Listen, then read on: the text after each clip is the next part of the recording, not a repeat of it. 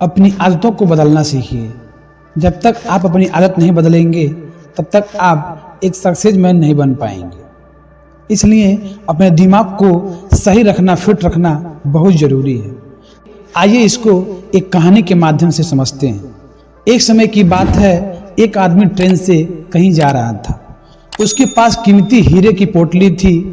उस आदमी को 2 दिन और 2 रात ट्रेन में गुजारने थे, क्योंकि उतना उसको सफ़र करना था और उसे कहीं पहुंचाना था।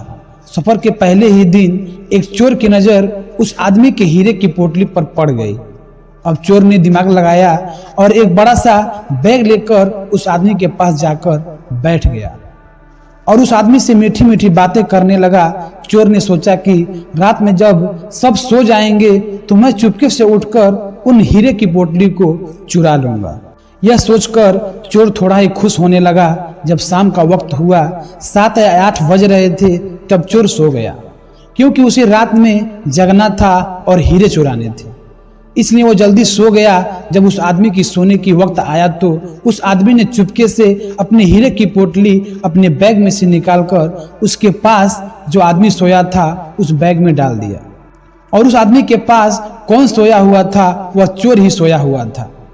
यह सब करने के बाद वह आदमी आराम से सो गया।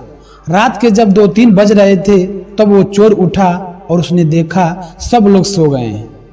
फिर उसने उस आदमी के बैग को अपनी तरफ खींचा और उस बैग को पूरा चेक कर लिया। उस बैग में कुछ नहीं मिला। वह परेशान हो गया। सारी रात उसे आदमी की बैग को चेक करने के बाद जब उसे कुछ नहीं मिला तब उसने देखा कि सुबह के 4 बज रहे थे, तब वो सो गया। उसके सोने के बाद वह आदमी उठा। उसने अपने हीरे की पोटली उस चोर के बैग से निकालकर अपने बैग में वापस रख लिया। जब सुबह हुई और वो चोर सोकर उठा, उसने देखा हीरे की पोटली तो उस आदमी के पास ही है।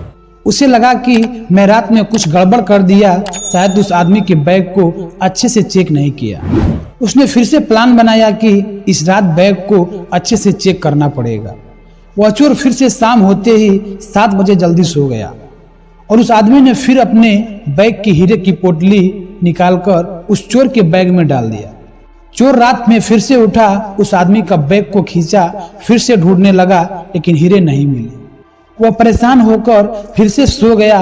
वह आदमी सुबह के 5 बजे उठा, अपनी हीरे की पोटली चोर के बैग से निकालकर अपने बैग में वापस डाल लिया।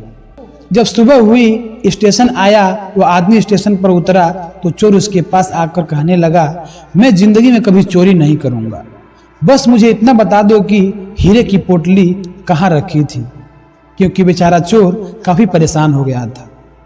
उस आदमी ने कहा, अरे मूर्ख, तू अपना सुख दूसरे की तरफ ढूंढ रहा था। अगर तू खुद के अंदर जाता तो तुझे सुख जरूर मिलता।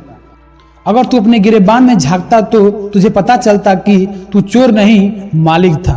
वो हीरे की पोटली तेरे ही पास थी और तेरे बैग में मैंने डाल दी थी, लेकिन तूने बस मेरे बैग के पीछे लगा था और तूने अपना दिमाग नहीं लगाया। दोस्तों, इस कहानी से हमें बहुत बड़ी सीख मिलती है।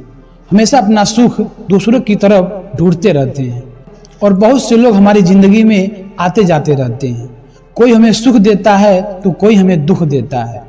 बहुत से लोग ऐसे होते हैं जो अपनी खुशी दूसरों पर निर्भर कर देते हैं, जबकि अगर आप खुद के अंदर झांकोगे, अपने खुद के गिरेबान में झांकोगे तो आपको किसी चीज की कमी महसूस नहीं होगी।